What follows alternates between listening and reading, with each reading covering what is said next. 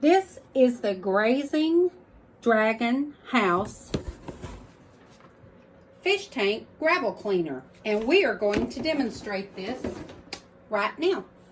It says you put all these pieces together in, well, I used a garbage can, not a big bucket, but it says you put it in here and you pump. It's said about 7 times and it will start to clean. So as you can see, I have dirty gravel in there. And I can't tell, to be honest, if it's sucking any of it up.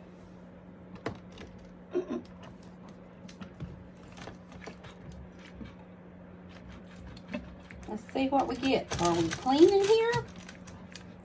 And I see trash going up that pump, don't you?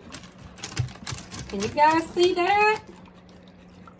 Look at there, going right up that pump. It is sucking the garbage right out of there. Now, at the same token, it is sucking the water out of here. So, as you can see, I still have fish in my tank, but look at the dirty that my fishies can't get to. That it is just sucking it up. Look at there. Boy, this is great. Keep me from having to clean as often. Now I'll leave that kick back so my little sucker fish can get right in there and do their thing. So as you can see, the trash is coming right out.